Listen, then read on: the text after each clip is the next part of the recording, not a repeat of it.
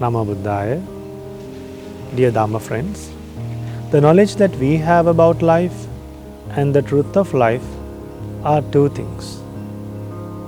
Some people think that this is the first and the last life, and some people think that there is no life after death. Some people think that after they die, they will be born forever in a divine world. Some people think that they will be born in hell forever. So, some people think that it's sleeping forever, no feelings anymore. So, those are ideas and understanding about life from their personal views, from their own realization. But the truth is different.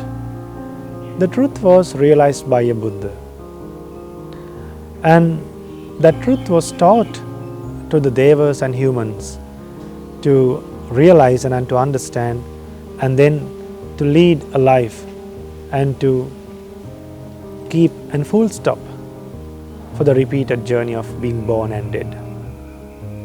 So the ones who embrace the Buddha's realization and the ones who learns the Buddha's teachings properly, they will understand that we are going in an endless journey of samsara, being born and dead, being born and dead. It's a round circle.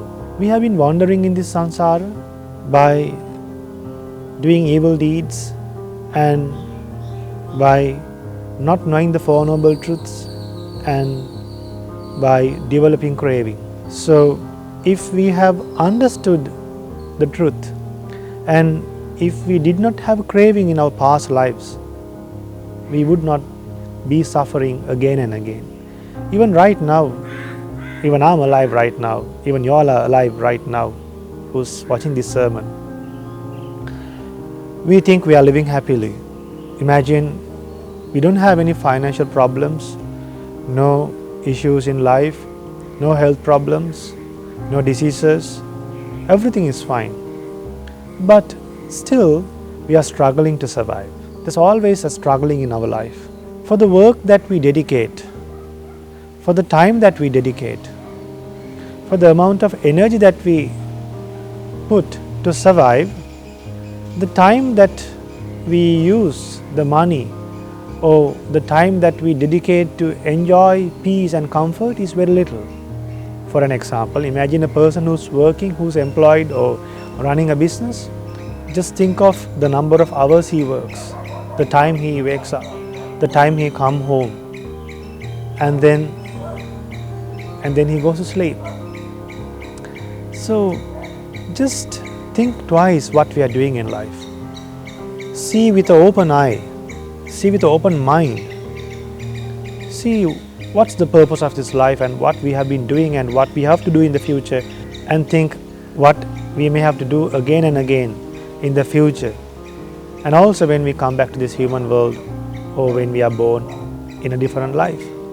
So learning from the Buddha and learning from the Buddha's great realization about life will help us to have a broad mind and then understand the purpose of life, and we will be able to live life without wasting this valuable human life and our valuable time, because day and night pass together with life. So today I decided to read some verses said by a great Arahant called Maha Panthaka. First of all, I would like to pay my homage to Arahant Maha Panthaka. Sadhu, sadhu, sadhu. Now let's learn from Arahant Maha Panthaka. When I first saw the great teacher who lives without any fear at all, that moment, seeing the best of men, a sense of shame about myself arose in me. Now see, just by seeing the Buddha, a sense of shame has arose in his mind about himself. And then the great Arahant says, the one who doesn't accept the advice of the great teacher, the Buddha, He is like the one who hits with his hands and feet the goddess of fortune who comes to his house and tells her to get out. See the simile? If someone is rejecting the Buddha's great realization, it's like chasing away a goddess who comes to the house, who is willing to give you the best, a divinely message. So our Buddha gave a divinely message for us. And then see what has happened later. Considering this, I abandoned my wife and children. I gave up my wife and children, money and properties. Having shaven my head and beard, I became a monk in the Buddha's path. See, these teachings of a Buddha is helping us to be free from attachments. Because if we don't really become free from attachments, when we lose the loved ones, when we lose the loved things, we would not be able to bear that pain and suffering. So the great monks, they, by giving up their families with loving kindness and with compassion, they train their minds to face any difficult moment in advance. A monk life is to train in advance. A monk life is to train in advance before you fall into trouble. So in the same way, even lay people, so if the lay people can understand that cause for this suffering is craving and not knowing the Four Noble Truths, then at least they will be able to think wisely and stop blaming others and try to solve their problems without complaining. Usually when we fall in trouble, if others cheat us, if others are not treating us properly, if others don't talk to us nicely, and then we think it's unfair.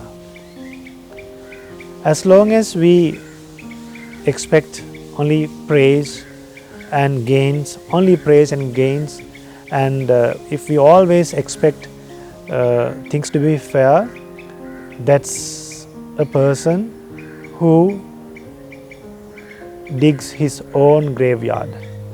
Don't do that.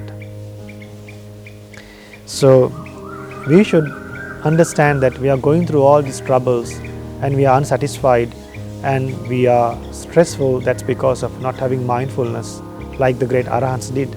Protecting precepts, following right livelihood, guarding my sense doors and worshipping the Supreme Buddha, I live unbeatable.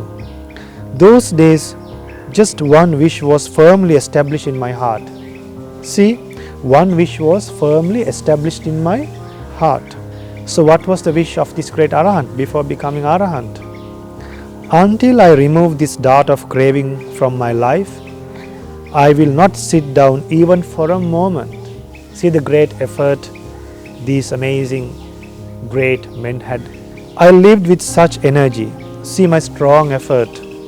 I achieved the triple knowledge. The Buddha's path has been fully followed by me. When are we going to say this? What are the triple knowledges? This great monk was able to see his past lives, future births. So before realizing the Dhamma, he was able to see the worlds that he could be born in the future. So by seeing the future worlds, this great monk was able to overcome the attachment towards the future worlds. Now, future worlds in the sense, he could be born in the human world again, or in the animal world, or in the ghost world, or as a blind person, or as a beggar, or could become a thief in the middle of the life, could get imprisoned throughout the lifetime, could be murdered. So when this monk saw the danger of the future, he was detached to the present, he was detached to the past, he was detached to the future as well. Where to cling? No place for him to cling.